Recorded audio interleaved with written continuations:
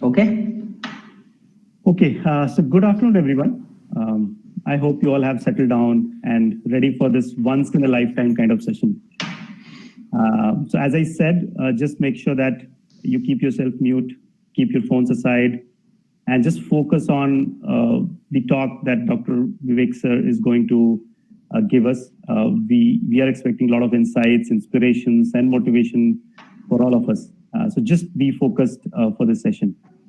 And sir, on behalf of SSTS team, thank you so very much for sparing your time, accepting my invitation. Personally, it's an honor for me to share the stage, even though it's virtual.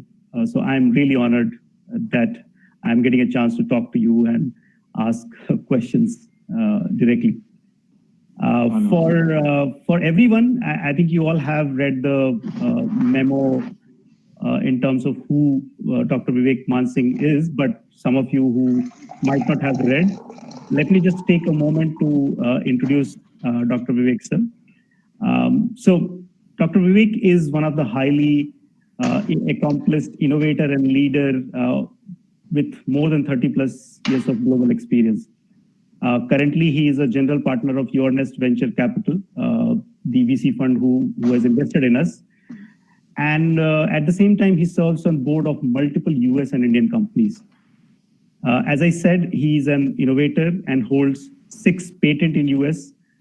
And in his illustrious career, he has directly worked with likes of Steve Jobs, Michael Dell, John Chambers, David Packard, and Bill Helvet. So it's very rare that we get opportunities to talk to someone accomplished like him. So we are all very privileged to have him here. And at personal level, he has been a mentor and guide to all of us here at SSTS. Me, Pankaj, and Lalit, we have interacted many times directly. And every time we meet and talk to him, we come back motivated and inspired.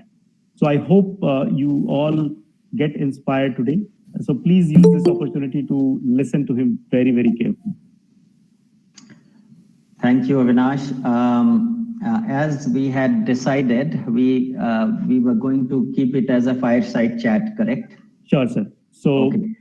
I hope that you circulated the talk that I shared with the people, and most people hopefully have seen the talk, which I gave. Yeah, I gave it to BDO. BDO, I didn't know, frankly, the organization BDO just a month back, but I was shocked to know that it competes with PwC. It's a $11 billion corporation, which we never heard of. And so there I spoke to 3,000 people, and that talk that you have was for them. So assuming that people have seen it, or if they haven't, they can go back and see it. Yes. And with that in the backdrop, I said that instead of giving a talk and repeating what I have repeated there already, or in my other talks and on YouTube, there are lots of talks, you can go and check it yourself. Keep this session as a follow-on to that talk and keep it like a fireside session. So Avinash, you have shared a bunch of questions with me. Sure. Depends on how you want to take it. I can take live questions first, or I can start with those questions first, and then we can open it live for others. What do you prefer? Yes, sir. We'll go through those questions, and then we can open it for live Q&A to everyone. Perfect. Perfect.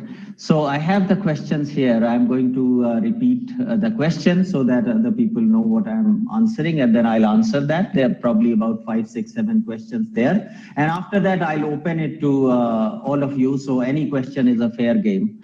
And it is very, very important for me to make sure that every single person who is attending, and now there are almost 69 people I can see, learn something, at least one idea you take away from here that you implement. Otherwise, I have wasted my time. So it is very important that you be fair to me and make sure that at least one idea you learn from this. Okay, so let's start. So first question is that you have worked with highly successful people like Steve Jobs, Michael Dell, David Packard, Hewlett, John Chambers, and if ever you come to my home office where I'm working from, you will see pictures of all these people, along with many pictures of people you admire. We'll talk about that later. So they are asking, tell us about what it takes to work with leaders who drive excellence, who are at that level. And second question, which also is related to the same, have you ever felt intimidated while working with them? Have you felt nervous and anxious while interacting with highly successful people? If yes, how did you deal with it? So these are two excellent questions from people who have read or seen or done something with my talk. So thank you for, first of all, exposing yourself to some of that. Now the question is yes, I have been very, very fortunate, and I'm probably the only person in the world. I have not met a person yet who has worked with the likes of David Packard, Bill Hewlett, Steve Jobs, Michael Dell, and John Chambers. They are all phenomenal leaders. They single-handedly get credit for putting the Silicon Valley on the roadmap of the world, and phenomenal people, absolutely. So now, how do you work with someone like that? And how do you get noticed? See, these are very big people, and Dell, for example, had 100,000 people, Cisco has 100,000 or 80,000 people, and so on. So when you are working with these people, you have to do something that you get noticed very, very quickly. They are not sitting there waiting for spending 15 minutes with you. So that is very important part of it. What do you do if you get to interact with them? And I guarantee you tomorrow, guys, if you sit next to Narayan Murthy in the plane tomorrow, you will choke after 10 minutes. And in the 10 minutes, you will talk about something that you already know and he already knows that you know. You will not have a single question to ask him, which will make him learn something and make you learn something. Now, he also knows very well that you are asking the question for the sake of asking question. And that annoys these people very much. I'm also friends with a lot of other people that you may be knowing. Rahul Dravid is my neighbor, very close friend, and so many other people, I don't want to name them.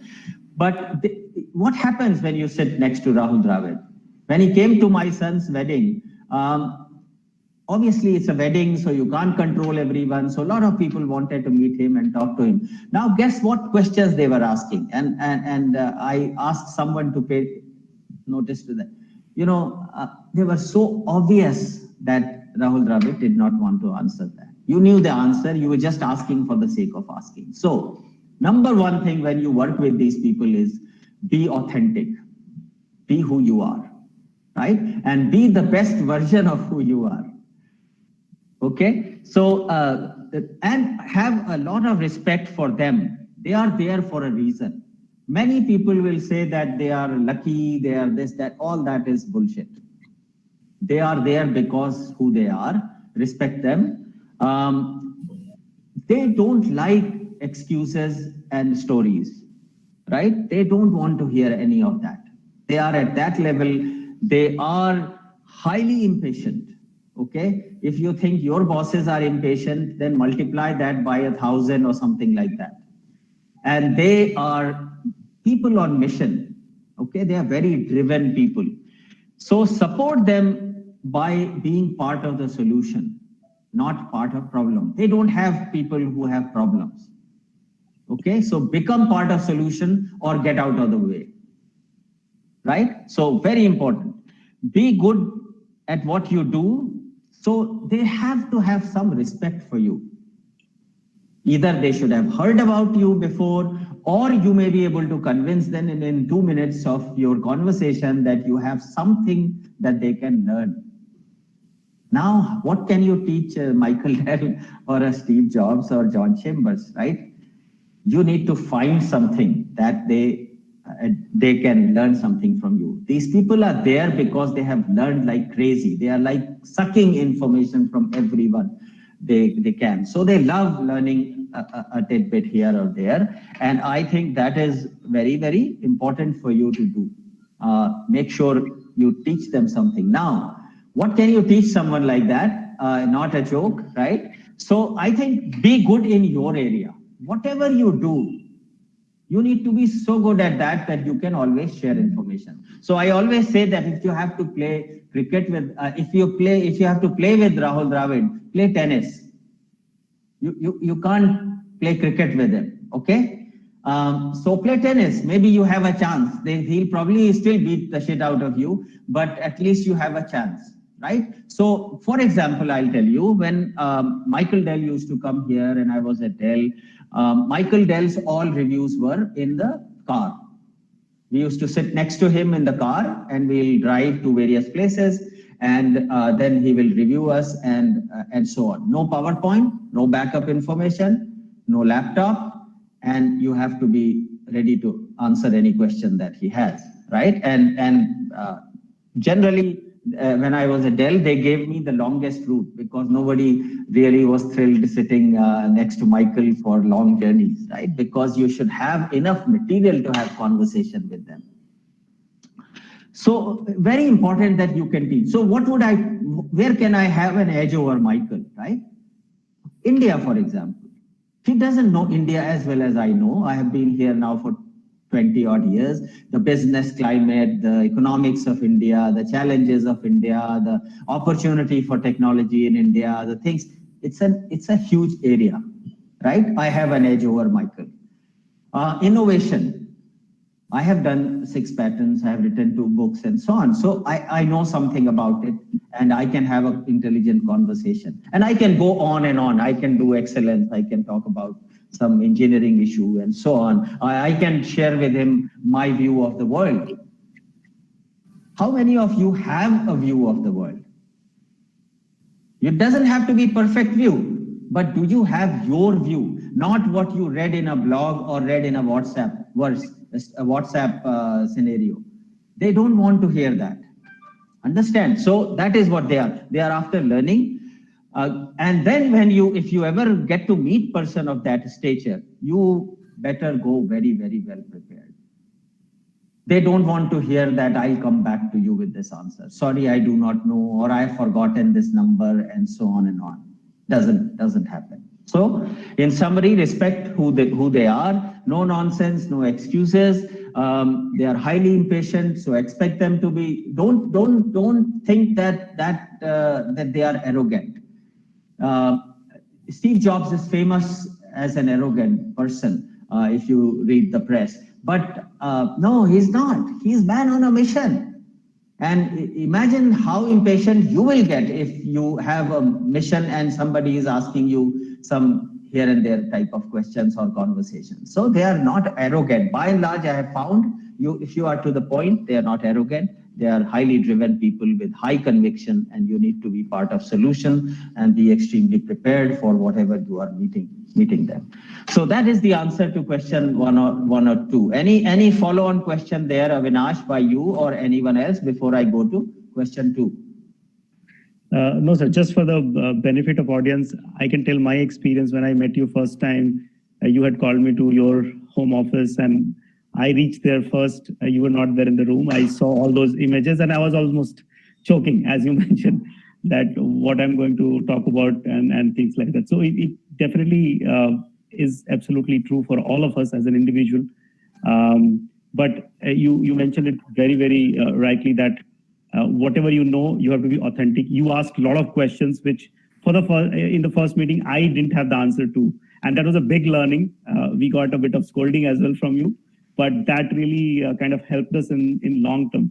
So what you said that you have to know what you are after when you are going and meeting people like you or the people that you talk about is absolutely true. So a lot of learning for the folks here. And be good at what you do. You may be a testing person, I don't care. You may be a programming person, I don't care. You may be an architect, I don't care. You may be a marketing person, I don't care. But I can just ask, hey, teach me one thing, what would that be? And if you're struggling to talk about even one thing that you are good at, then why should I know you? Absolutely. Right? Why should I know you? So just one question. You said that, I mean, there could be situations where we don't know everything. So when we meet and when we talk, we might not be knowing everything. So how do you deal with that situation? Yeah, it is, they are very annoyed. Let me tell you that. So, if what you are supposed to know, you are not encyclopedia. They're not going to ask you population of Ghana. Yeah, correct. Okay, but if you do not know, for example, how many people work for you? Well, 845. They don't want to hear, I don't know, actually last month there were about 800 people working in my team.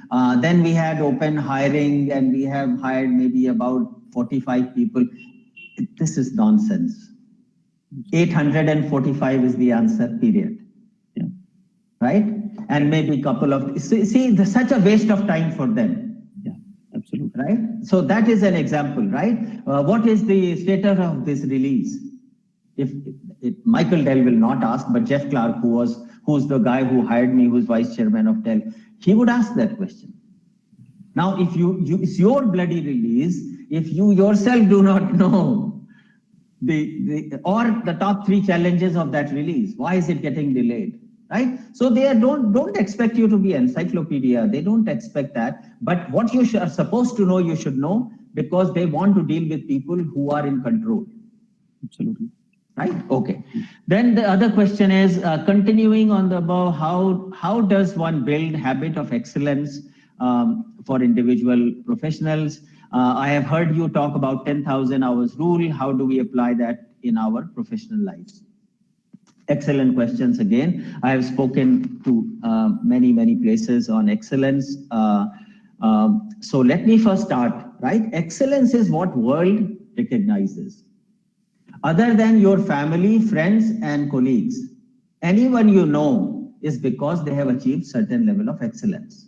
Whether it is Amitabh Bachchan or Rahul Dravid or Sachin Tendulkar or any of these people, Lata Mangeshkar, etc., they have achieved excellence. That's why you know them. And the world rewards it very well. So going in the route of creating excellence is very, very rewarding from a number of perspectives. So excellence is that, number one, right? What does excellence really mean? Prakash Padukone is also a very good friend of mine, right? And Prakash, if you ask, or Rahul Dravid, if you ask, it's not the fun cricket that you see on the television screen that makes them. That is what the outcome is. That's like Amitabh Bachchan's final movie and he kills bloody 30 people around him. That's what you see at the end. What happens in creating a Rahul Dravid or a Prakash Padukone is that getting up at 4 o'clock in the morning, going to the badminton court, taking 200 shuttles and practicing a serve again and again and again and again and again and again, going to the other side again and again. That is how excellence is created. Not suddenly that you all like Virat Kohli. Virat Kohli is not created in a day.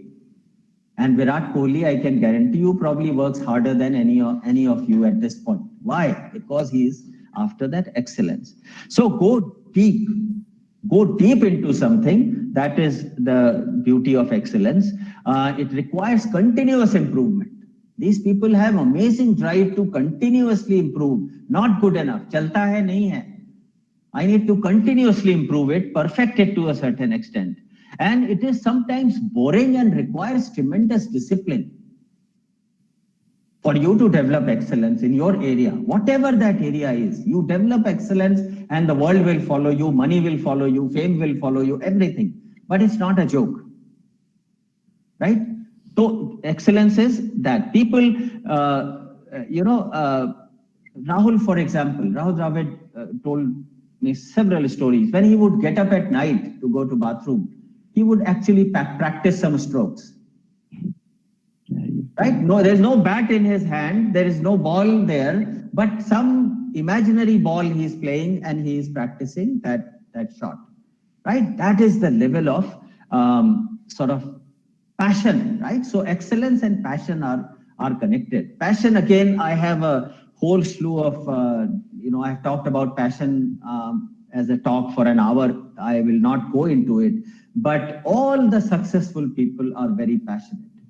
Because passion is what lets you repeat this 1,000 times. When you fail, it gets you up in the morning. When you can't do something, it helps you, pushes you in that direction. So passion, without passion, you can't develop excellence. And for passion, you have to have a goal in mind that I want to be the best programmer in the world. I want to be the best architect. I want to be whatever that drives you. The other thing is what creates excellence is keep learning from the best, right? Benchmark yourself against the best. So I'll give you a simple example. When I joined Cisco, I had an admin. I forget the name now, what she had. And she came again, she was very excited to be working with me because she had heard the name and so on. So she said, Vivek, what can I do? I'm just your admin. I said, okay, go and find out in Cisco who is the most respected admin and let me know. So there was an admin sort of group, so to say, in Cisco, and she did her work and found out that these are the 3 most respected admins, one Taiwan, one or 2 in US, something like that. And I said, okay, now go back to them and talk to them and find out why do people really think that she's one of the best admin in Cisco. Cisco must have had, God knows, 1,000, 5,000 admins, I don't know. So she did that. And then she came back with me and said that this is what they are saying. So I said, do you now want to talk to me or do you have enough information? Now go back and work on that. She said, no, I have enough information. I'll go back and work on it. And guess what? In 2 years or so, 3 years, she became the top 5 admins in Cisco out of 1,000 or 5,000 admins. So you have to continuously, not the guy sitting next door. You are better than him. You go and compare your salary raise with him. He got 7%. I got 9. Oh, I'm great. This guy is stupid. Who cares who sits next to you? You have to be unique and one of the best in the world. In the world मान लीजिए, नहीं है तो चलिए in India मान लीजिए, नहीं है तो Bangalore मान लीजिए, नहीं तो अपनी company में मान लीजिए. Start benchmarking against somebody, and that is how excellence is created. The 10,000 hour rule is very simple. You have to repeat something for 10,000 hours to achieve certain level of excellence in it. Now, in the normal working hours, if you work 200 days and 8 hours a day, it's about 7.5 years. People who are passionate and people who you know, like Rahul Dravids and all, they are engaged with that 24/7. If you are engaged with the thought 24/7, you complete those 10,000 hours in 1.5 years. So 1.5 years, you have achieved the excellence of a person who will normally take 7.5 years. Right? So 3 years, you have now 15 years experience. That is how these people who go up like rocket, this is what they do. Right? And yet people come to me and say, okay, I have 7 years experience, I have 10 years experience, I have 15 years. Boss, what do I do with your experience? Tell what you are good at to me. What do I do experience with that? Purely experience has no meaning. Years of experience. In India, people even tell days of it. I have worked for 3 years and 700 or 200 days, etc., etc. Boss, that is great. But now tell me what value do you bring to the table? Right? So excellence is very important. Any question on excellence, Avinash, or anybody else? So, I mean, one question, because we have a very young team. I mean, there are quite a folks who are attending this call are very, very young, starting early. So how important for them is to start right now itself rather than waiting for a few years and then do something about it. I think what we really want to understand is how important it is to start early. This is good question. See, achieving excellence is a habit. It is not that you do. Some people you will find whatever they do very, very well. And some people don't do anything well, no matter how important it is. They chalta hai, this corner cut kar diya, was corner. And some people do that job so well, whether it is important or not. Japanese ethics, for example. Japanese ethics you will see. And again, we don't have time, otherwise I could tell you many stories because I have worked with Japan. It's like they are praying. Their job is like praying, whether they are gift wrapping a gift or they are controlling nuclear reactor. They are treating it as just work as religion. So it's a habit of excellence. I think at any stage you need to say that, okay, this thing I want to learn, this thing excites me, and start developing excellence in that area. And so at any stage it should begin. Right? So if you look at the sports, Avinash, by 20 years they are in the India team or they are out of it. Absolutely, absolutely. Right? So age se kuch matlab nahi hai. Okay. Then I'll keep answering my questions and then we'll open it. I have heard your talk about personal story when you got to know that your mother was ill and she has only 6 months to live. You made a decision to leave a successful career at US and return back to India the same day. I personally think that taking such a decision needs a lot of courage and strength. How did you make up your mind to do this, right? So for those people who do not know what this question is addressing, is that I was living in Silicon Valley. I was CEO of a company that I had founded. Everything was okay. Children were going to Saratoga schools, living in a good house. Everything was great. And my mother had some health trouble, so we asked her to come there. There we showed her to Stanford Hospital, and the doctor said she has 6 months. And my father was obviously shocked and my mother was very shocked. And they were kept on telling us, no, you guys stay here. Children are doing so well, this, that. So don't worry about us. We are, I said, no, nothing doing. That evening, I decided to come back to India. And I resigned and without any job, without knowing a single person in Bangalore and absolutely nothing. So now the question that he is asking is, how could you make a decision like that, right? My wife was always a homemaker and a volunteer, so it's a single person earning family. So I think it's important. The only way you can make such decision is if you have the purpose of life very clear, if you have purpose or your goals very clear in your life. And so you will go to my talks actually that are on YouTube that will help you. There are multiple talks, but the one I sent to Avinash, that also covers some of this. You need to have very clear goals of what you want to achieve in your life. And they can change. So if somebody is 20 years old, both of my sons are in 25, 30 years old. So do they have to have goal? Absolutely, yes.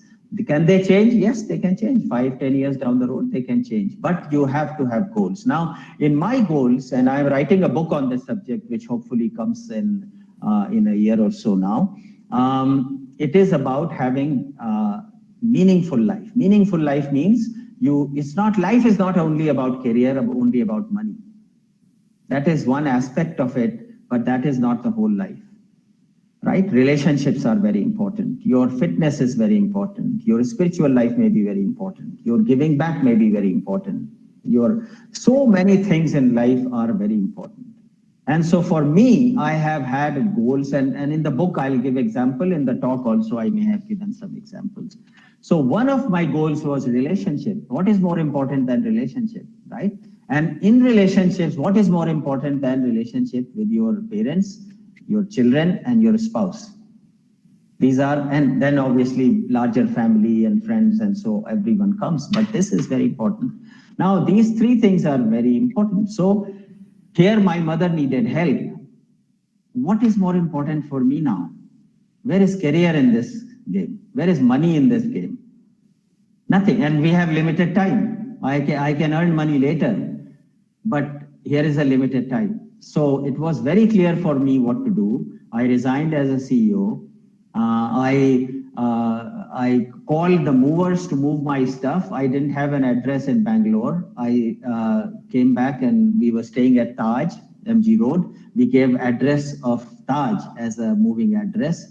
And we landed here. I did not know a single person, and God was kind. Everything worked out over a long period of time. But the important thing and the question is, how could you make decision? If you know what is important for you in life, then you will never have problem. And a value set that supports that. Otherwise, most people rationalize. अरे क्या करने यार, I'll come and see my mother every 3 months. I can make a trip every 3 months, see my mother for a week, and my brother is also there. He can do that. My sister, boss, all that is BS. You have some responsibility. Find a way to deliver that responsibility in the best possible way. Period. So if your priorities are correct, if your life goals are correct, if you value relationships, etc., and if your value system is strong, you can make these tough choices. And then I guarantee you from my experience that God makes sure that everything works out. If you have a good intention, everything works out. So did I really miss anything by coming here? Yes, maybe I would have made a few tens of millions more, or maybe hundreds of millions of more dollar there. So what if my mother had passed away without us being next to her in the last, by the way, she lived 2 years, not 6 months, because we moved here, that gave her reason to live. And then my father went into depression and we took care of father, etc., etc. So important thing is know what you want from life, know how will you value your life, and have a value system that supports it. Then you can make these tough choices. Right? The problem I see, Avinash, in many cases is that people are willing to do the same sacrifice for their children, but not their parents. That is so stupid. That is so stupid. The person who brought you here, you are forgetting that person because abhi usse kuch lena dena nahi hai. Right? How transactional, how pathetic. But अपने बच्चे के लिए बच्चे को बीमारी हो गई कोई, you will go to any doctor in India or the world to show them, and अपने आपके father बीमार हो गए, so it is expensive, it is difficult, I am busy, this doctor is good enough, that treatment is good. What is this? What is this? What signals are you giving to your brain? Some other time I'll talk about the brain and how it functions and how it actually gives you sort of direction. So that's the answer to that. So driven by very strong value set and knowing priorities in life and having goals and valuing relationships, I was able to make that decision, and I left and came back, and God was kind, everything sort of worked out well. Okay, next question. You filed so many patents early on. Creative and innovative thinking is essential to create more possibilities, etc., etc. Do you have any suggestions on how you can develop innovative thinking, etc.? So the answer is innovation. I have a full talk on innovation somewhere on YouTube. I don't have time here to go into it, but I strongly believe anyone can innovate. And I proved that at Dell. When I was head there, I made sure my whole team had a stretched goal in their performance plan that they will write one information disclosure. Information disclosure is one step before Dell decides to file a patent. So everyone has to write one information disclosure. And there was uproar when I made that goal. How can you can do that? We are not engineers. I'm working in documentation. I am working in this area and so on. And I said, okay, fine. We are not punishing you. We are just rewarding you extra if you can do that. And guess what? Every single person, including from documentation team, filed information disclosure. And my site, Dell India, became the highest patenting site in the world for Dell outside of Austin. Austin, there were a lot of people, so we couldn't do that. But we were better than Taipei Dell, Shanghai Dell, and Singapore Dell. So innovation is a skill that can be learned. How do you do that? Make it a goal, first of all. Okay, that I will do one innovation. And Avinash, I think this is something that you can challenge your team with, right? It's a great way to create excellence also, because you do something new that hasn't been done there. So I suggest that make it a goal that I'll do one innovation. Whether you file patent on that or not, that's different, but one innovation. How do you do that innovation? Well, you challenge the status quo. But do you need to know what is status quo? Most people never care to know that, right? What are the best practices? The solution that you are proposing, how is that unique? Is it really unique? Can we learn something from there? Most people don't go that far. They think whatever, and then they start proceeding with that. Well, innovation is beyond that. Innovation is, you say that, okay, this problem is solved this way. What is the best way to solve this problem? So I always tell people to find the most ideal solution to that problem. Don't worry about the constraints at this point. What is the ideal solution to this problem? Now apply constraint to that and get as close to that ideal solution as possible. It sounds simple. It is not that simple. It takes practice. It will take failure. It will take mentoring. It will take coaching for you to get there. However, make it a goal. Take a problem where innovation is important. Find a solution. Compare it to what the other best practices are. Take it to the next level, and that's innovation. As simple as that. Once you get a good idea, pursue it. Most people forget it. The other thing I have seen is people don't want to disclose it to anyone, and they don't do anything with themselves also. I'll do it tomorrow, I'll do it next year, and so on. So the idea dies. There is no harm in collaborating on innovation. So if you have a good idea about something you are working on, share with your team, share with your manager, and they will poke holes. They will say, this is not going to work. You need to defend it yourself and then take it to the level where it becomes truly a good idea and an innovative idea. And if the patent is filed, give the names of all the people who have helped you with that. Credit is not taken away from you. It is shared. And when collaborative innovation happens, so other than one patent of mine, no, 2 patents of mine, I think all are shared. And I stopped filing patent after I became manager. Otherwise, I would have maybe 30, 40 patents by now. But as a manager, I thought it was unfair for me to keep giving my names in the patent. So I stopped there. Patent is also 1% of innovation and 99% of aspiration. Okay, patent or innovation, it doesn't happen by itself. It takes time. Avinash, I'll keep going so that we can finish all these questions at least, right? And I'm going to speed answer some of these questions now. The next question is, you emphasize reading a lot of books. How did reading books help this career, my career? Any top 5 book recommendations for peak audience, right? So in the interest of time, let me tell you how so books, in my opinion, are the best mentors you can get. Okay, if you want to sort of get mentor of, let's say, someone, Steve Jobs thinking, for example, or marketing or something like that, well, you're not going to find a Steve Jobs or equivalent, so you need to find a book.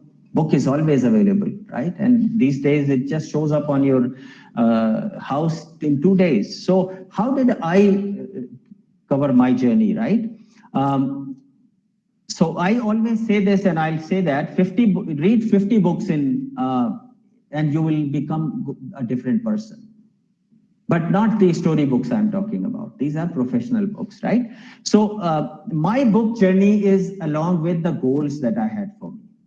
Okay, so in US, for example, the first technical goal after the PhD, after my PhD, I gave myself is I wanted to be number 1 in my field. So excellence, passion, number 1 in the field. Benchmarking, number 1, absolutely. Well, nobody is going to make you number 1 just because you want to. So now, who can you learn from? Well, identify the guy who is number 1 in that field. Now, that guy will not talk to you because he or she is big. But what if I read their blog, I read their books, I start understanding what they do, and so on. So in the first leg of my career, I read technical books. And then like I said, I became number 1 in my field in US. Truly number 1, that's how I got to sort of work with people like Steve Jobs and so on. Avinash, you have seen the poster in my office where Steve has said, couldn't have done without you, something like that. So, first goal, become number 1 in my field, and read all the technical books that are needed to get me there, and I became number 1.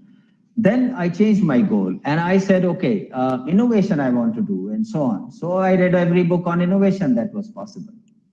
Okay, Amazon was not there, so you had to go to Stanford Library to read those books at that time. It was even hard to buy. But then I read innovation books. Then when I moved to India, I became a leader, general manager of the India team. So I read leadership books on them. So leaderships by Jack Welch, by Stephen Covey, Elephant Can Dance, gazillions book on leadership. Then I became an entrepreneur. So I read everything about entrepreneurship. And there were so many fantastic books, Startup Nation, 0 to 1, Hard Things About Hard, so many books I read, right? Then I also read about leaders I admired. Okay, so for example, John Chambers' book, Connecting the Dots, Satya Nadala's book, Narayan Murthy's book, Nandan Nilekani's book, Dell's book, Steve's book, Andrew Grove's book, just about anyone who inspired me, I have read their book. Right? Now, if to my earlier point, if I'm talking to Michael Dell, I can talk about something that John Chambers has talked about in his book. Michael would not have read that book. He doesn't have time, but I have read that book. But I have to know it in such a way that I can have an intelligent conversation on that. Right? So those books I read. Then I became a venture capital after I retired from Cisco. I just simply what I did, Avinash, I went to Amazon, looked at the top 10 books on the venture capital, ordered them and read them all. How difficult is it? How difficult it is. And I'll tell you that I meet so many VCs in the last 3 years I have met. None of them have actually gone and read all 10 books. What does it take?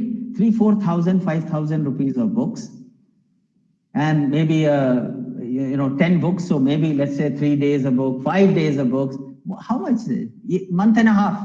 I have collected the intelligence of the top 10 people in the field of venture capital, right? It's that simple. $1 trillion coach, financial, I manage my own finances. So I've read God knows how many finance books, whether it's John Bogle, Buffett, Peter Lynch, whatever. In management, I have read Built to Last and so many. So, right, you read 50 books, you will be a different person.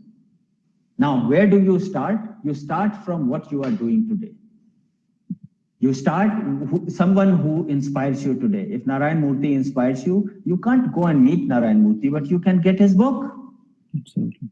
Right? You cannot meet John Chambers, but you can get his book. Steve Jobs is no longer, but you can get his book.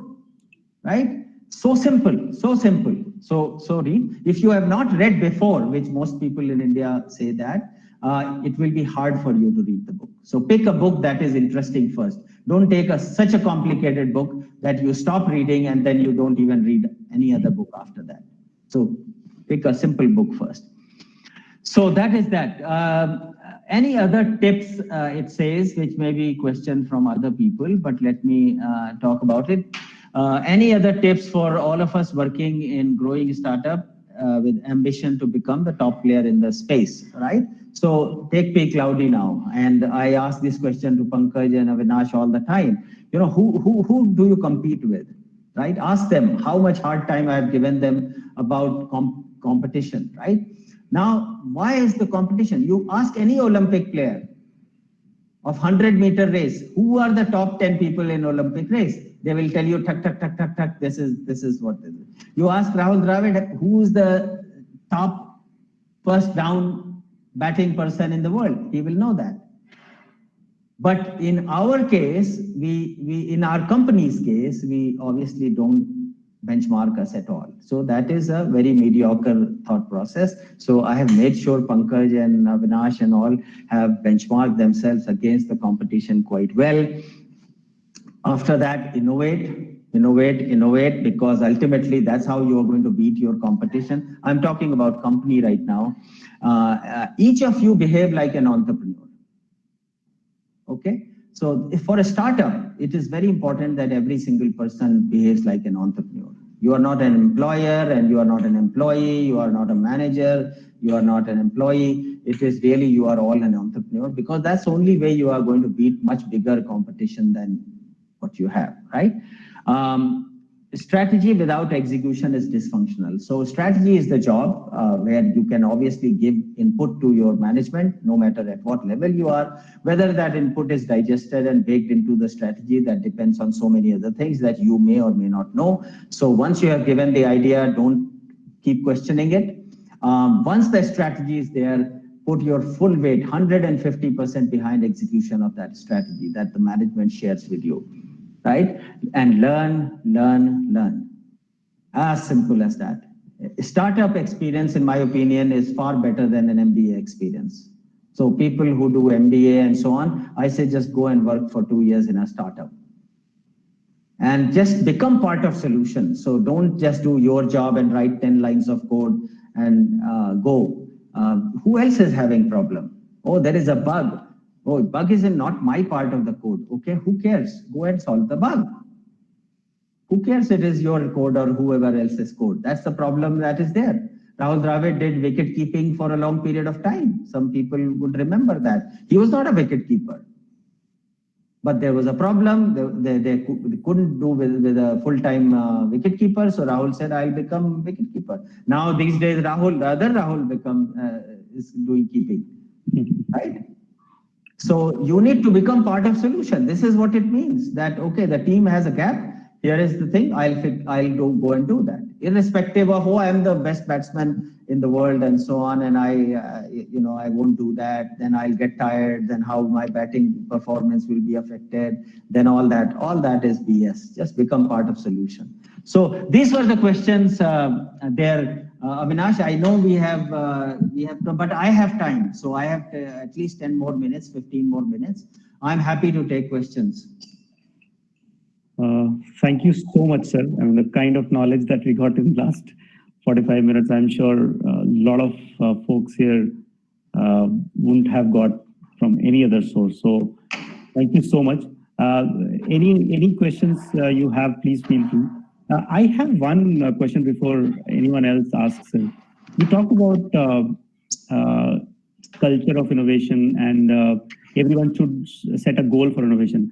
I have seen a lot of people fearing the failure, that if I commit and if I'm not able to do that, I'll be treated differently. So how important is overcoming that fear of failure? Failure is part of the journey, I think. Absolutely. So interesting question you asked. As I told you, I have started working on my book, which is along the direction of the talk that I sent you, my story and the 5 lessons that can transform your life. So my story is not important, but my lessons are important to you, right? So that is the thing. So my co-author asked me to write all the achievements of my life. So I wrote that. But then I said, look, this is giving a picture as if I have never failed. So this is bullshit. So then I wrote yesterday night all my failures in life. And there's a whole list.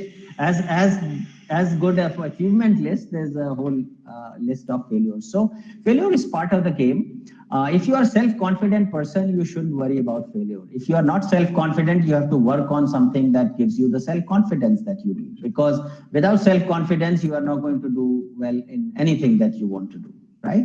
So failure is part. Now, so they shouldn't fail, especially in innovation. I mean, how many people have failed, how many times? It's just mind-boggling. Electricity experiment that Benjamin Franklin did, how many times he failed and so on. So you are in good company to fail. So that should not be there. In terms of company should have the policy that if somebody has come up with an innovation and you decided that, yes, it is innovation, but we still can't find a patent, I think you should still recognize him or her. But if it is not, if you find that, look, there is a current solution that is better than that, then educate that person and say, go to the next level. So failure is part of the game, right? And especially in a startup, it is part of the game. So don't fear failure. Don't fear failure. I can go on, but let me stop so that thank you so much. I think we will give chances to others. Yes. If they have any questions, feel free. Just unmute yourself and let me know. Yeah, Suraj. Yeah, hi. So I have a question. Probably I'm a little confused here. So you made a statement that Rahul Dravid took up the role of wicket keeping because the team needed a person, even though he was good in his batting, but he took up that role and he did it at his best. Now, when I'm trying to relate that to our professional journey, right? Now, I may be good in connecting people because I'm a part of the sales community, but if there is a need, maybe in some other department, should I take up the role? Because I have a fear that I may not be good at it. So should I take up that So and I try to didn't explore? say that you go and take that role. I said that you become part of solution. You jump in and help the person that needs that help, right? Rahul Dravid he will always be judged for one down batsman. Okay. Nobody knows how many wicket he took as a wicket keeper. Do you know that? No. No. So he never gave up his primary job. Okay. He was still the best in the world. And let me tell you, I was in West Indies and talked to so many cricket players in West Indies and of the current teams and all that. And I talked to them and I said, who do you admire most? And you'd be surprised. It was Rahul Dravid every time, not Sachin Tendulkar. Okay. Every time Rahul Dravid's name. So to relate, it's an excellent question. The answer is, I'm not saying you give up your job. You have your own job. Now, if there is a long-term gap somewhere and your management says that, hey, Suraj, go and do this job for 6 months, and I will assign someone else to do your job. Absolutely, yes. Understand? So there is a difference between the two. Okay. Okay. Okay? Yes. Yeah, thank you. Thanks for clarifying. Anyone else? Sir, it's an amazing session. So I don't want to miss this opportunity to ask where I can follow you for the next live talk like this. There's a lot of talks on YouTube. Just go and type my name, and there are a lot of talks of all kinds of subjects. Unfortunately, my lots of talks are before YouTube came into picture. Oh. So my talk on excellence, innovation, a lot of talks are lost. But it is what it is. So as I said, you can join me on LinkedIn. I am not that active in Facebook and all. I rarely go to Twitter, although Twitter is so popular. You can join me on Twitter if you want, but I'm not that active there. LinkedIn, I am active. And YouTube is the best place. You can check a number of different subjects. Talks are there. Please go and enjoy and learn from that. If you have a question, definitely any questions you have, first go to Avinash. If Avinash wants to ping me, I'm happy to answer that. Great. Thank you, sir. Thank you. Thanks. No problem, Jitesh. Anyone else? Hi, Vivek. Srinivas here. Yes, Srinivas. It's really inspiring to hear you and the way you shared your experiences. I come from a sales background again, like Suraj. Now, we all know we are going through this pandemic and the situation being all remote connected. Now, we as an organization are evolving as a product company. So what do you think we need to do to stay ahead of the curve when the world is on a brand perception? Okay.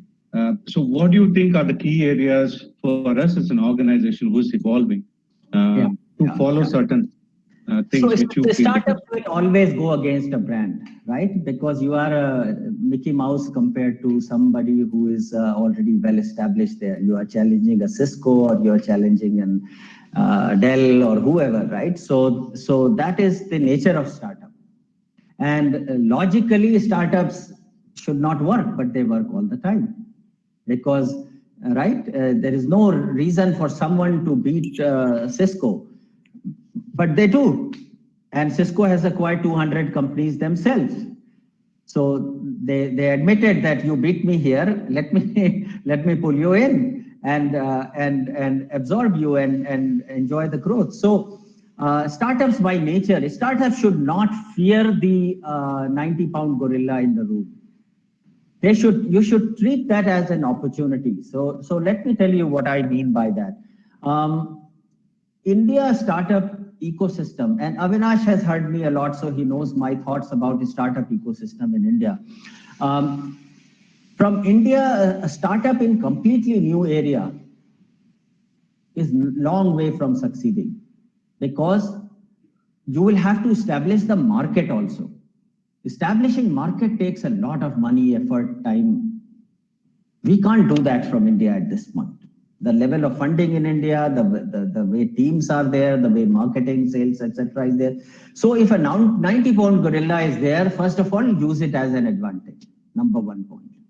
Number 2, find where this 90-pound gorilla has weaknesses. Right? So where can you hit? In Mahabharata, you know that Krishna ji tells, hit him on a place which is weak in that body. You know the thing I'm talking about? Absolutely. That is the role of a mentor. That go and hit here. This is where you will win. Otherwise, you can't beat him. So know where is that place, right?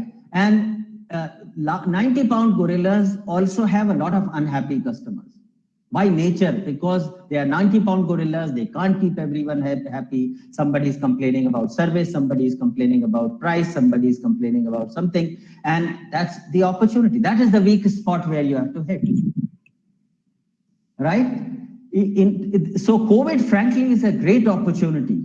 Why? I'll tell you. Up to now, if you had gone to a US company and say that my solution is 30% cheaper, they would have said, get lost. But now 30% money is important for them because their revenue has dried up, their profitability has dried up, right? If you're selling an automation thing that you are selling right now, solution, right? A lot of people they have let go. They don't want to hire them back. They are not in a position to hire them back. So if you propose the solution to the problem they are facing, that is sales, by the way. Sales is not selling what you have. Sales is sell them the problem solving solution that they are looking for right now. Right? Abhi aap dekhiye, I'll give you a simple example. How many of us go to a doctor when we are well? And do we not know what we have to do to remain health? Apne vitamin khane hai, exercise karni hai, ye karna hai, wo karna hai. Do we do that? By and large, no. Right? So I think the opportunity is when things are unwell. So this is an opportunity for you. It will have new set of challenges, but doesn't matter. This is the opportunity. So when you go and get sick, you go to the doctor, then doctor says, eat these vitamins and eat this fruit and eat this thing and walk for 2 miles, you do that, right? That's the opportunity for you. And by nature, startups are like doctors. They have to do surgical strike. They cannot win in a conventional bar. Cisco has 50,000 people in Salesforce. My company, Level Networks, has 10. What is the chance? But they still succeed, right? So that is the important part. And large 90-pound gorilla has a lot of dissatisfied customers. That is your opportunity. Your problem is from Mahabharata, go and see that scene and see when Krishna says, hit here. What is that point? Okay, other questions? Thank you. Sir, it's Shivani here. So you said that in a startup, everyone should be thinking like an entrepreneur. But what happens is most of the times with stringent deadlines and multiple tasks happening, we tend to become task oriented. So how do we change that thinking? Yeah, so everything that I say starts, that meter starts after you have done your job well. Because if we all start doing someone else's job, it is a disaster. So first you do your job well, whatever task, however much work you have, and then you see if you can become part of larger solution. I know it's difficult to do. The reason you have to think like an entrepreneur in the job you are doing yourself, Shivani, is that take full accountability and responsibility. What is the hallmark of entrepreneur? They can't go to anyone else. The buck stops with them. They are responsible and accountable for whatever they do. You think they are superhuman beings? They are also just like us. But we say that, oh no, this is a founder, so whatever we take them, they'll solve our problem. No, they are also just like us, but the buck stops with them. So when I say everyone should behave like an entrepreneur, is that you have to behave like entrepreneur, fully accountable, fully responsible, become part of solution. So for example, you needed something from a test team and you sent an email to the test team and the test team is not responded. Now you can be perfectly fine in saying that, look, I haven't heard from him, so it's okay. I have done my job. The other thing is to go to the bloody test team and say, what the hell are you guys doing? I have been waiting for this. And if the test guy says, look, I don't have you in my priority. I have other 5 things to do before I give you your result. Okay, let's go to your manager. Look, the priorities of these 3 are higher, but let's go to Avinash and see, maybe he can change the priority and then I'm able to do that. This is behaving like an entrepreneur. What do you think Avinash does when he has a problem? He goes to somebody else. But how many of our engineers go to somebody else, especially walk to somebody else? We are WhatsApping, we are sending emails. That's fine. These are important things. But I think full ownership means go and solve the problem, whatever it takes. Buck stops with you. And then if in this process, something else comes up, some other problem comes up, someone else, your colleague is struggling, go and help them. Go and help them. Work an hour that day and help that person for an hour. You do that 50 times in your company, see what happens to you. 50 bhi bahut hai. Go do it 20 times and see what happens in the company. Okay? Yes, sir. Thank you so much. No problem. What else? Anybody else? Yes, sir. Varun sir, this side from engineering team, sir. Sir, it's really nice to hear you, and it gives us a boost to do something. If I remember the name, Mr. Sanjay Pandey, he really inspired us and tell us the stories, and we were ready to do something, and we did.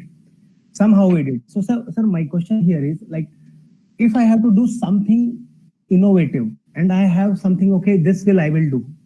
And few things I have done, which is very good, but after that it will go into like in the corner. Okay, now I will stop it.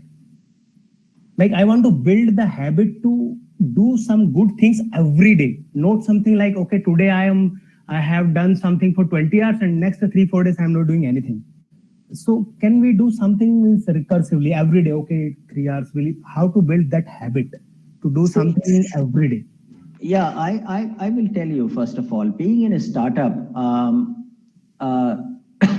see all my innovations, not a single one has come between 9 and 6. Okay.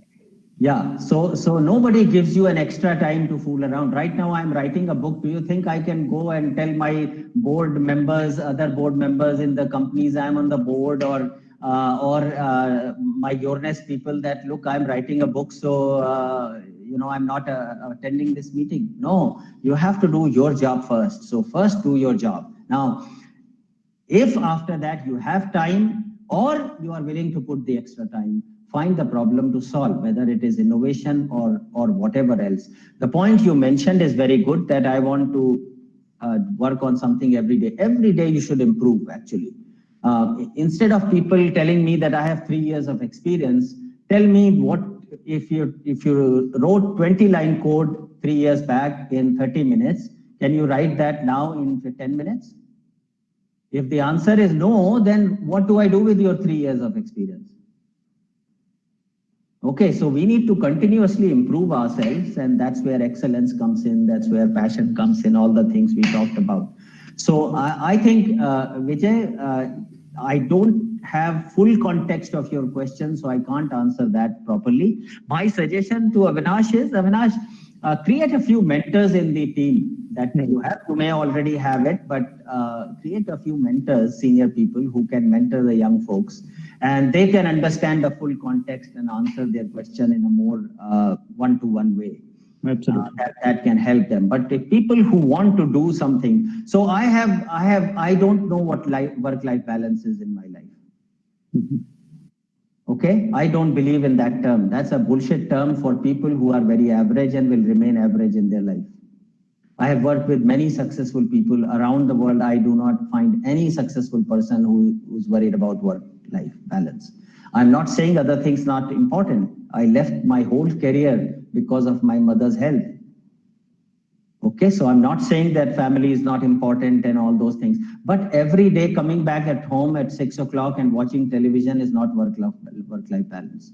That's complete bloody waste of time to take you to a very mediocre career.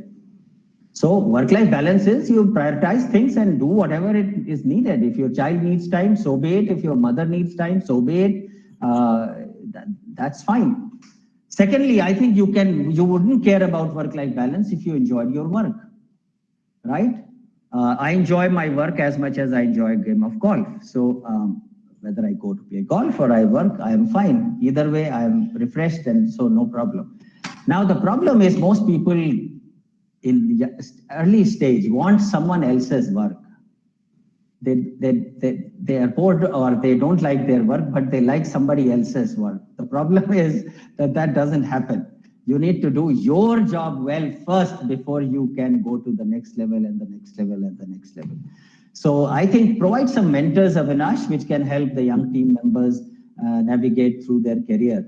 And but it's good to hear from this young engineer that they want to improve, they want to innovate, they want to do some extra things. That's the way to build career. That is the drive one needs to build a successful career and successful life. Absolutely, sir. Absolutely.